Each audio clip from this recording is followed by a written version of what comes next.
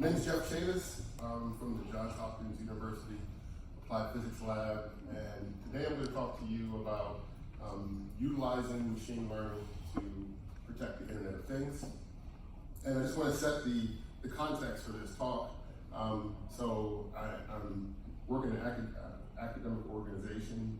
We're a university-affiliated research center. And I'm actually in the process of working on my doctorate in this area of IoT machine learning. And so I'm coming to you today from a purely academic point of view. I have no product that I'm selling. I don't have a booth, right? Don't come visit me at a booth. There's no booth to see. Exactly. So I'm just bringing some insights based on my work and research related to what I see as the threat of IoT and how that's going to affect cybersecurity, and where is the opportunity to be able to impact that growing threat by using machine learning.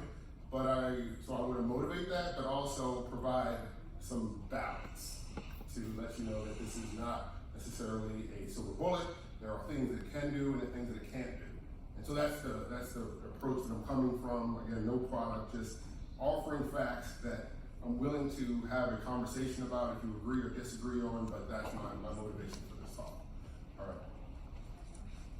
So IoT challenges, and what are some of how does IoT change the game when it comes to cybersecurity? I always like to think of IoT as cybersecurity on steroids. And so what is it about IoT that changes the game as far as security is concerned? And this clock's not running. Oh, so sorry.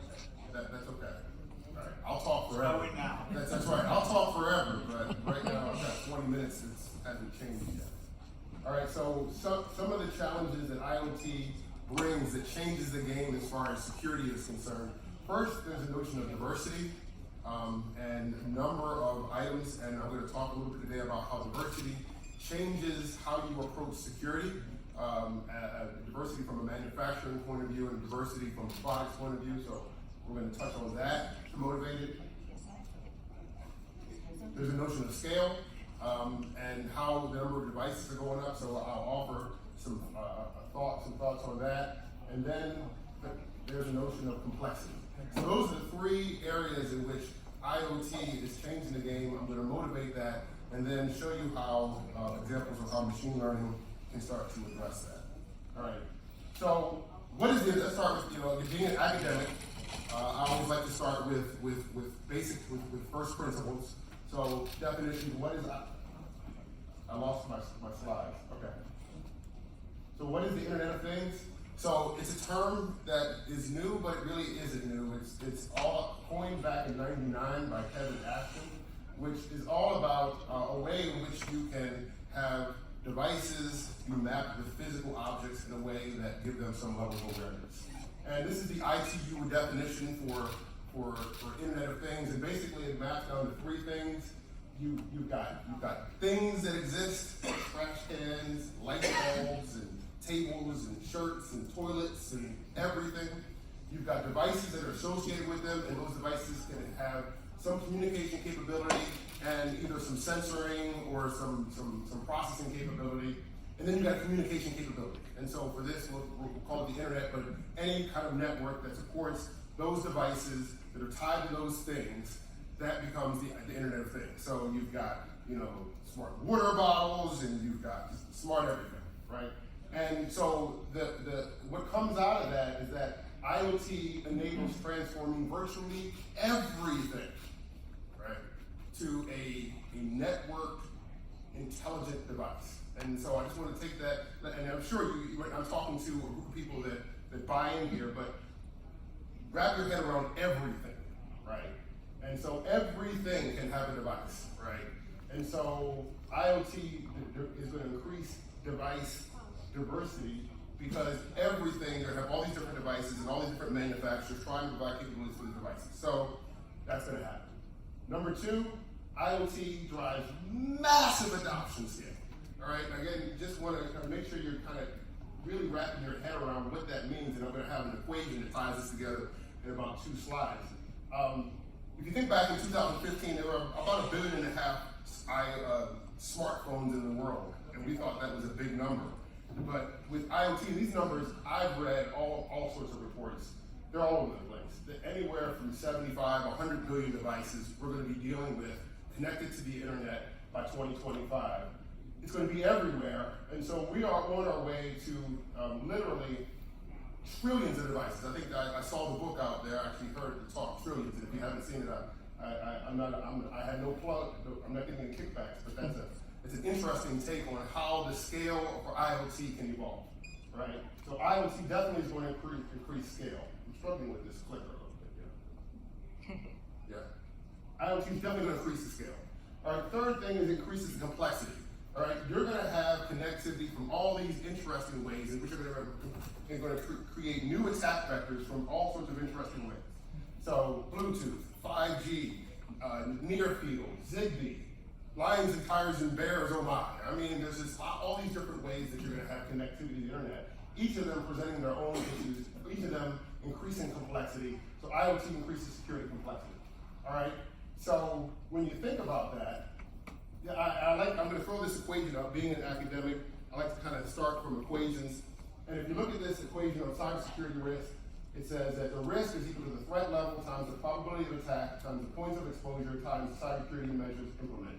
And if you just leave everything else in that equation the same, and you just look at the fact that the number of points of exposure is going up exponentially, then your cybersecurity risk is going up, right? So more points of exposure, right? IoT devices become new attack vectors. They're going to be out there and they're going to be available by design, and they are inherently low powered by design because they want to be efficient as far as battery life and things like that. You have increased impact of attacks. I think Ashwin talked about the story he motivated earlier during his keynote, where he talked about a Google Nest being hacked, and now people are into your house, right? Invading your privacy in your home. Right? And then new threats are coming from all over the place from all the new diverse stats, right? So I just want to establish this as fact, right? Our IoT is going to increase our cybersecurity risk, and it's going to increase it in an exponential way, all right? So what do you do about it, all right? Diversity, scale, complexity are all things that we're going to have to deal with, and deal with in a major way, and deal with in a way that we haven't had to deal with before.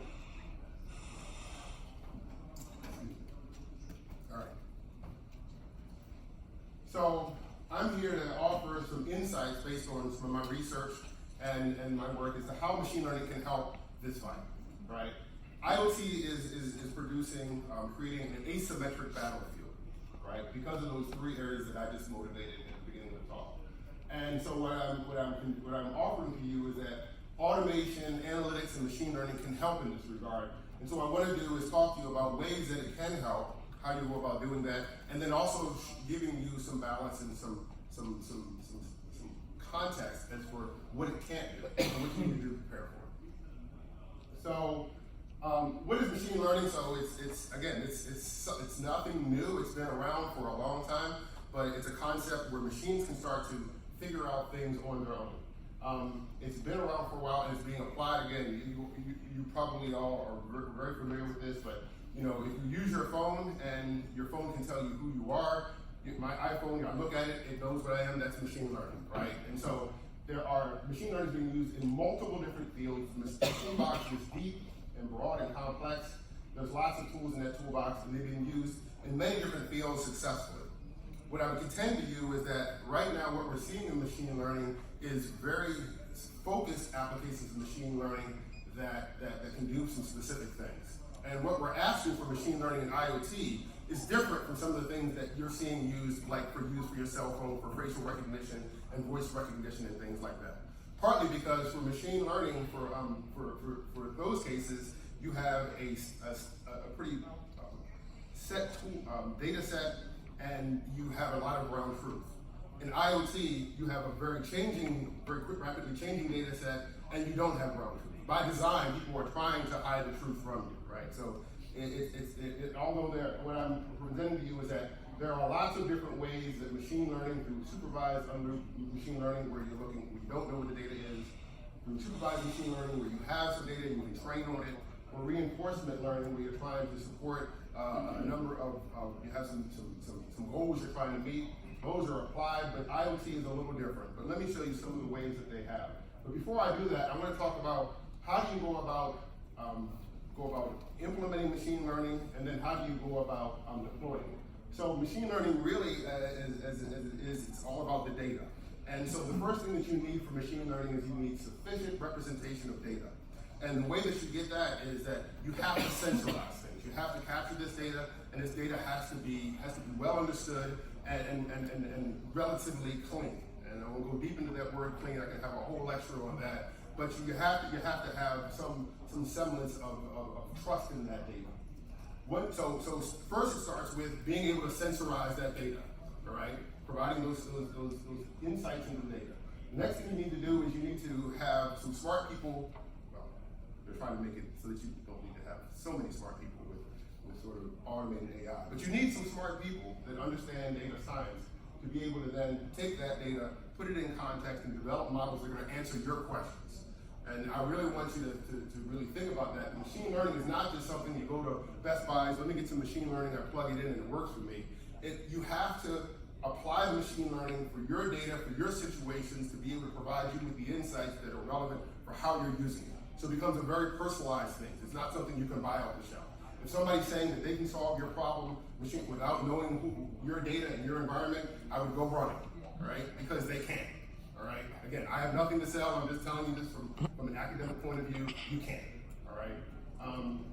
So then, once you develop these models and you're able to deploy them, the next thing is what are some of the things that machine learning can answer for you? Well, and how do you get that? Number one, you take that developed model, you run some data through it, both good and bad data, and then the model can start to sense what's going on. For example, if I open up my phone and looks, the machine is making a determination of my face. Is this Jeff or not? Right? And so that's the same sort of thing that you're doing with machine learning. You're presenting your unknown data with it. You know, somebody else can pick my phone up and the phone is going to say, nope, that's not Jeff, I'm not opening it up. The same thing is happening with machine learning, all right? So, but to do that, you have to know what good and bad is and what those answers are. Going back to my previous point, you need to have an understanding of what your data in context means for you, all right? And so machine learning can tell you things like detect attacks, tell you when things are normal or when things are going unnormal. What are some examples of that? So these are all based on the research that I've done. So I'm not contending this is the list or the best list, but these are the set of things that I've done for machine learning to be able to detect attacks for IoT. All right. One of the first areas I think is that you, for cybersecurity, good cybersecurity starts with understanding what's on your network, understanding how that's operating, and I call that discovery and classification. So random forests and recursive neural nets, two supervised machine learning techniques, have really good track records of being able to identify and discover devices, right? And so, and that's a foundational capability, and I think there's a lot of really good work that's happening both in the literature, in academia, and in products that are probably you can buy out on the floor that can do that. Some of the other areas that you're seeing, again, some other work is things like malware detection and intrusion detection. So machines are really good at looking at features. Features are characteristics of your data. So features of a person can be, you know, I'm 6'3", no, I'm not. But I'm 5'11", I have black hair, I wear glasses, etc. Those are features about me. Your data has features about it. Machines are really good at looking at features and then starting to normalize and start to integrate across those features to find subtle characteristics. And so for malware detection, intrusion detection, anomaly detection, there are a number of supervised and unsupervised techniques that have done really well in that regard, right? And then also, you can think of each of those individual things as Lego blocks, but you can have this notion of ensembles, right? And variations of those that can now start to detect very targeted and specific things on IoT devices. All right. With all that being said, right, and all the promise that I think that all the good things that have been done for machine learning and the promise that I think that it brings, I want you to understand it as it fits all the limitations. And so what are some of them? Number one is that people, I think, going back to my comment earlier, that you need to really understand your data, you need to understand your environment, and what questions you're asking the machine learning to answer for you, is that people overestimate the output that you might get back from machine learning. And I'll just say, without going too technically deep, I'd love to have this conversation. Self-learning is hard, right? And having a machine figure out what normal and not normal is without human intervention is really, really hard. It's an unsolved problem, right? And so you need to have deep understanding of your system and know. I think one of the panelists said earlier today is that you really need to understand the IT aspects of your system and what normal and what abnormal is, and then use that to drive your machine learning development. So you may have to cross-correlate with other things, right? The other thing is that, and this is where I think it's becoming even more interesting, is that although well-designed security techniques based on machine learning, right, they can detect some interesting things and they're hard to evade, machine learning in and of itself has become an attack vector, right? And so machine learning models that are well-designed are not immune to attack, right? And what you're finding is that machine learning is becoming an attack vector in and of itself. There's a notion of adversarial AI, and so cyber defenders that your people that you're trying to defend against, they aren't the only ones using machine learning, so they have a tremendous amount of analytics to guide their work. Nation-state actors are very well organized and well financed. They're really understanding that machine learning is providing some insights and providing some value, and so they're going after machine learning in interesting ways. I'm willing to have that conversation with you afterwards as to how machine learning is now becoming the attack vector for attackers to go after. So it is now becoming what I consider an asymmetric fight. Right.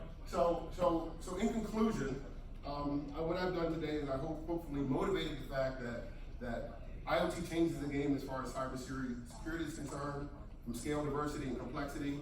Machine learning has been used in lots of ways. There are ways it applies to IoT, but there are its limitations. Machine learning is not a silver bullet in this regard.